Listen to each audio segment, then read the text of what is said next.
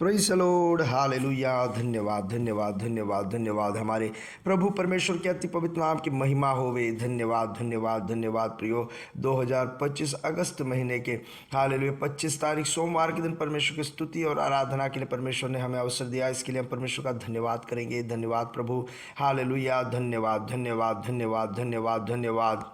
बीते हुए पूरा दिन परमेश्वर ने हमें संभाल के रखा। जरा याद करके देखिए कि कैसे परमेश्वर ने हमें संभाल के रखा और अपने हाथों को उठा करके बीते हुए दिन पूरा चलाया। उस परमेश्वर का हम धन्यवाद करेंगे। धन्यवाद प्रभु, धन्यवाद प्रभु, धन्यवाद, धन्यवाद, धन्यवाद, धन्यवाद। बीते हुए रात को अच्छा नींद दिया और संभाल के रखा। परमेश्वर का धन्यवाद, धन्यवाद, धन्यवाद, धन्यवाद। दिव्य संरक्षण हमें दिया और सारे भयों से हमें बचा के रखा। Hallelujah, hallelujah. धन्यवाद, धन्यवाद, धन्यवाद। आरोग्य के साथ, चंगाई के साथ इस सुबह में हमें जगाया। परमेश्वर के करुणा के लिए धन्यवाद, धन्यवाद, धन्यवाद। प्रभु आपका कृपा है जो हमने सुबह उठ पाया। आपकी स्तुति करने के लिए, आपकी आराधना करने के लिए आपने जो अवसर दिया, सब आपके करुणा और कृपा है प्रभु। धन्यवाद प्रभु, धन्यवाद, धन्यवाद, धन्यवाद। प्रभु आज दिन में हमें अद्भुत तरीके से चला रहे हो, उसके लिए धन्यवाद। जय के साथ हमें चलाओगे, इसके लिए हम धन्यवाद करते हैं प्रभु। श्रेष्ठ तरीके से आप चलाओगे, इसके लिए हम धन्यवाद करते हैं। आपके बड़े कृपा के लिए धन्यवाद प्रभु। प्रभु हम आपकी आराधना करते हैं, स्तुति करते हैं, धन्यवाद देते हैं प्रभु। भले हो आप, अच्छे हो आप, विश्वास योग्य परमेश्वर हो, इसके लिए हम धन्यवाद करते हैं प्रभु। आप में कुछ बदलाव नहीं आता, इसके लिए हम धन्यवाद करते हैं प्रभु। पिता हमें सुबह आपकी आराधना करते हैं, आपकी महिमा गाते हैं, आपको धन्यवाद के बलि चढ़ाते हैं प्रभु। भजन संहिता 29 कहता है, हे परमेश्वर के पुत्रों, यहोवा का हाँ, यहोवा ही का गुणवाद करो, यहोवा की महिमा और सामर्थ्य को सराहो। यहोवा के नाम की महिमा करो, पवित्रता से शोभामयमान होकर यहोवा को दंडवत करो। हाँ प्रियो, इस सुबह में खुशी के साथ में, आनंद के साथ में परमेश्वर का धन्यवाद करेंगे। सच्चाई में और आत्मा में भरकर परमेश्वर का धन्यवाद करेंगे। हालेलुया। आप जहाँ कहीं भी हो, उस जगह पे बैठ के परमेश्वर का धन्यवाद करें। प्रियो, हम एक साथ मिल के प्रार्थना करने जा रहे हैं। प्रियो, हम जब एक साथ मिल के प्रार्थना करते हैं तो उस प्रार्थना में बड़ा पावर होता है। इसलिए आप सब लोग प्रार्थना में एक साथ जुड़े रहें। हो सकता है आपका विषय के बारे में आज अगर प्रार्थना नहीं भी करे तो दूसरों के लिए जब प्रार्थना करें तो उसमें भाग लें। प्रभु यीशु मसीह के सामर्थ्य नाम से हम आपके चेहरे को ताकते हैं।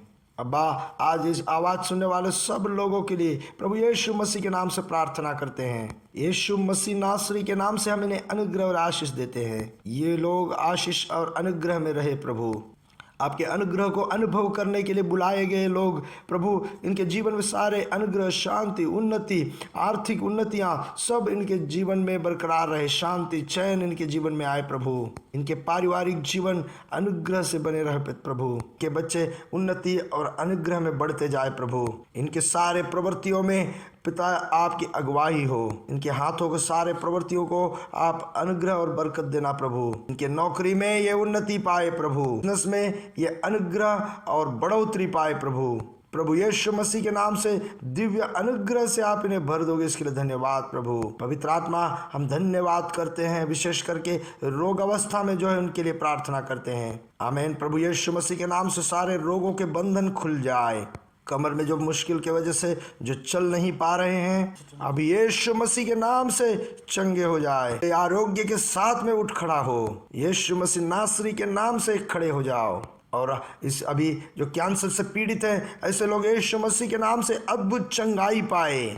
सारे कैंसर के सेल उस शरीर से निर्जीव हो जाए प्रभु यीशु मसीह के नाम से। पूरे आरोग्य, परमेश्वर की कृपा और दीर्घायुष्य सुने मिले प्रभु। और प्रभु आज शाम के मीटिंग को हम अनुग्रह करके प्रार्थना करते हैं। आपके बड़े महिमा इन मीटिंग के दौरान सारे घरों में, परिवार के अंदर में प्रकट हो प्रभु। सब जगहों पे परमेश्वर आपकी महिमा प्रकट हो प्रभु।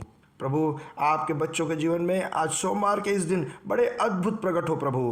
प्रभु आप अद्भुत चमत्कार किया, इसके लिए धन्यवाद प्रभु यीशु मसीह के नाम से। आमेन, आमेन, आमेन। प्रियो, आज सोमवार के दिन हमारे बीच में मलयालम ऑनलाइन मीटिंग रहेगा, तो आप लोग इस मीटिंग को लेकर प्रार्थना करें।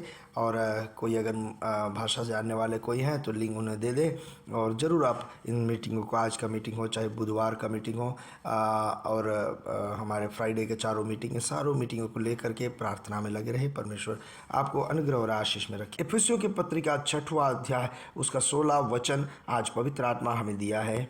और उन सब के साथ विश्वास की ढाल लेकर स्थिर रहो, जिससे तुम उस दुष्ट के सब चलते हुए तीरों को बुझा सको। अपोस्तल पौलुस जब रोम के बंदी गृह के अंदर में रहते हुए परमेश्वर के लोगों को आत्मिक युद्ध के हथियारों के बारे में सिखाने के लिए पौलुस ने अपने चारों ओर जो तैनात सिपाहियों को देखते हुए, उनके हाथों में जो हथियार थे, उन हथियारों को देखते हुए हमें इस वचन सिखा रहा है। पौलुस ने देखा कि उनके हाथ में जो ढाल था वो ढाल बहुत ही बड़ा था, क्योंकि उनके गर्दन से लेकर के पांव तक वो ढाल उन्हें कवर कर रखता था और उस ढाल को लेदर से कवर किया रहता है और पानी से भिगोया हुआ रहता है। उसका वजह यह है कि सामने से शत्रु जलता हुआ तीर से अगर वार करे तो इस ढाल से उसे रोका जाए। आज के दिनों में ऐसे तीर हमें देखने को नहीं मिलता है, मगर उस जमाने में ऐसा तीर था, बहुत ही नोकीला, आग के साथ में उसके प्रयोग किया करते थे, इसलिए कि सिपाहियों के बीच में, उस दल के बीच में जाके आग फैलाए और बड़ा नुकसान कर दे। सुप्रियो, ऐसे तीरों को एक सिपाही के सामने अगर कोई उस तीर से वार करे, तब अगर सिपाही सही तरह से अपना ढाल उठा करके उस तीर को अगर रोके, सही तीर आ करके ढाल पर लगे तो उसका आग जो है बुझ जाएगा, क्योंकि जो ढाल है वो लेदर से कवर किया हो रहता है और वो पानी में भिगोया हुआ रहता है। प्रियो, ठीक इसी तरह प्रभु यीशु मसीह में जो हमारे विश्वास है वो एक ढाल के समान काम करता है। यह विश्वास का ढाल जो है शत्रु के सारे युक्तियों को प्रभु यीशु मसीह के विश्वास वाले इस ढाल से हम सामना कर सकते हैं, निर्जीव कर सकते हैं। विश्वास का मतलब यह नहीं है कि आंख बंद करके कुछ भी हो जाए, ऐसा नहीं है। विश्वास का मतलब यह है कि परमेश्वर के वचन में और हमारे साथ में जो है उस यीशु मसीह में हमारा जो भरोसा है वही विश्वास है। हमारे आजू बाजू के जो माहौल है उस माहौल पे ऊपर में हमारा भरोसा नहीं है। हमारा भरोसा जो हमें वचन दिया उस वचन के ऊपर में हमारा भरोसा है। और हमारे साथ में जो प्रभु यीशु मसीह का उपस्थिति है और उस उपस्थिति में जो भरोसा है वो भरोसा हमारा विश्वास है। इस समय पे शत्रु का जलता हुआ तीर विश्वासी के सामने आ सकता है। हो सकता है वो आर्थिक स्थिति में गरीबी की परिस्थिति लेके आएगा, ऐसे कई प्रकार के, जैसे आरोग्य में दिक्कत आए। जब ऐसे परेशानियां हमारे सामने आए तो हमें क्या करना है? हमें उस विश्वास का ढाल उठा के रखना है, परमेश्वर का वचन का डिक्लेरेशन करना है, परमेश्वर का वचन को घोषणा करना है। उस समय पे कहे कि वो जैसा विषय हमारे सामने आए उस विषय को देखते हुए उसके लायक वचन को हम घोषणा करें। तब क्या होगा?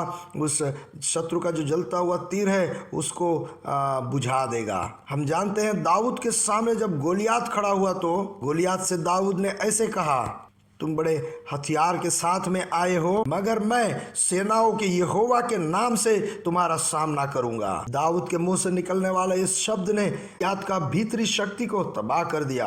गोलियात ने अपने हाथों में जो हथियार था वो हथियार दिखाते हुए वो सोचा कि मैं दाऊद को डरा दूंगा। दाऊद ने सिर्फ इतना ही कहा, मैं तुम्हारे सामने जो आ रहा हूं मेरे सेनाओं का यहोवा के नाम से आ रहा हूं। मेरे हाथों में देखो कोई हथियार नहीं है, मगर मैं जिसके साथ में आ रहा हूं उसका नाम है सेनाओं का यहोवा। को इस तरह से दाऊद गोलियात के ऊपर में जय प्राप्त किया। मैं एक उदाहरण आपको बताता हूं। एक व्यापारी जो है बहुत कठिनाई से, मुश्किल से जब गुजर रहा था, सब कुछ नुकसान हो जाएगा, बैंक वालों जब्ती कर लेगा, ऐसे परिस्थिति में जब आगे बढ़ रहा था तो ये व्यापारी जो है विश्वासी था और हमेशा प्रार्थना किया करता था। तो उस समय उनके अंदर में पवित्र आत्मा ने 37वां भजन संहिता उसके 25वां वचन को मन में लेके आया, याद करवाया। वो वचन ऐसे कहता है, मैं लड़कापन से लेकर बुढ़ापे तक देखता आया हूँ, परंतु ना तो कभी धर्मी को त्यागा हुआ और ना उसके वंश को टुकड़े मांगते देखा है। उस समय पे ये जो बैंक जब्ती के बारे में जो डर था, भय था, उसके अंदर से बाहर निकल गया, क्योंकि वो व्यापारी ने उन्होंने इस वचन के ऊपर पे विश्वास किया। बैंक जब्ती के उस अवस्था से वो घोषणा करने लगा, मैं प्रभु यीशु मसीह में परमेश्वर का धर्मी हूँ, इसलिए मेरा प्रभु परमेश्वर मुझे कभी छोड़ेगा नहीं, मैं इस विषय से बाहर जरूर आऊंगा। ऐसे कहते हुए प्रार्थना करने लगा और इस वचन को निरंतर घोषणा करते गया। यूँ जान लो, कुछ ही दिनों में, कुछ महीनों में उनके लिए उस नए कॉन्ट्रैक्ट आ गए। इन सारे विषयों से वो बाहर आ गए, क्योंकि प्रभु यीशु मसीह में और वचन में जो विश्वास था, इस कारण से उन्होंने सारे कठिनाइयों से, परेशानियों से, बैंक जब्ती से बाहर आ गए। सो प्रियो, हमारे सामने भी शैतान अपने युक्तियां जब लेकर के आए, हमें क्या करना होगा? हम उस विश्वास के ढाल को उठा ले अपने हाथों में, परमेश्वर का वचन हमारे हाथों में रखे। इसलिए इस समय हर पल हम कहते रहते हैं कि वचन का ध्यान करना चाहिए, वचन को पढ़ना चाहिए। जो विश्वास है वो विश्वास सुनने से, और सुनना जो है परमेश्वर के वचन से होता है। हमारे विश्वास में बढ़ोतरी लाने वाला परमेश्वर का वचन हम सुने, और वचन हमारे अंदर में रहे, हमारे मन के अंदर में वचन रहे। तब कोई भी मुश्किल हमारे सामने में आए तो हमें डरना नहीं, हाँ मैं क्या करूं, ऐसे सोचना नहीं है। उस समय पे उस विपरीत अवस्था को देखते हुए परमेश्वर का वचन का घोषणा करते हुए कहें, वचन में ऐसे लिखा है, इसलिए मैं इस पर जय प्राप्त करूंगा। कभी भी भय या अविश्वास के बात ना कहें, हर पल जय का ही घोषणा करते रहे। जब हम विषय के सामने खड़ा रहे तो हो सकता है कि तुरंत उस विषय में हल नहीं मिलेगा, तब हमें क्या करना है? हमारे प्रार्थना और घोषणा को जारी रखना है, हमारे विश्वास के घोषणा को हम जारी रखें। इसके अलावा विश्वासियों के साथ में तालमेल, रिश्ता रखें। के साम्राज्य में उस समय में सिपाहियों के हाथों में जो ढाल रहा करता था, वो ढाल जो है एक दूसरे सिपाही के ढाल के साथ में जोड़ करके वे सुरक्षित रहते थे। इसलिए प्रभु यीशु मसीह ने मत्ती के सुसमाचार में यह कहा कि दो जन एक मन हो जाए तो हमें भी क्या करना है? हमें हमारे तबाही को चाहने वाले के साथ में नहीं, हमारे साथ में विश्वास से खड़े रहने वाले ऐसे लोगों को हम चुन लें, उनके साथ में एक साथ खड़े रह करके ऐसे विषयों के लिए हम प्रार्थना करें और परमेश्वर का वचन को घोषणा करते रहें। अद्भुत चमत्कारी होगा। चाहे कोई भी प्रश्न विषय तुम्हारे सामने में आए, याद रखे प्रभु यीशु मसीह ही हमारा ढाल है। हाथों को उठा करके कहे, प्रभु यीशु मसीह मेरा ढाल है।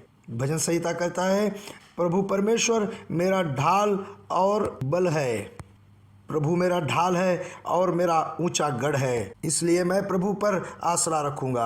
हाँ, आज हम एक साथ कहेंगे, यीशु मसीह मेरा ढाल है, मरकर दफनाकर जी उठने वाला और शत्रु के सारे साजिशों को, सारे युक्तियों को तबाह करते हुए जय प्राप्त करने वाला प्रभु यीशु मसीह मेरा ढाल है। इसलिए मैं आज यीशु मसीह पे आसरा रखता हूँ और मैं जय के साथ में आगे बढ़ूंगा। हाँ प्रियो, इसलिए हमारे जीवन के सामने में कोई भी कठिनाई या मुश्किल भी आए तो वहाँ पे हम हिल डुल न जाएं। प्रभु यीशु मसीह में जो विश्वास है, उस विश्वास का ढाल हम हमारे हाथों में ले लें और उस पे जय प्राप्त करें। वो आप सबको इस वचन के साथ में अनुग्रह और आशीष रखे। हाथों को उठा करके कहे, हम प्रभु यीशु मसीह के नाम से आकाश के तारे समुद्र तीर के बालू के समान बढ़ेंगे और बढ़ेंगे, बढ़ते जाएंगे। प्रभु यीशु मसीहा की महिमा प्रकट करेंगे। We are blessed, we are really blessed, we are permanently blessed and highly favoured. God bless you, God bless you, God bless you.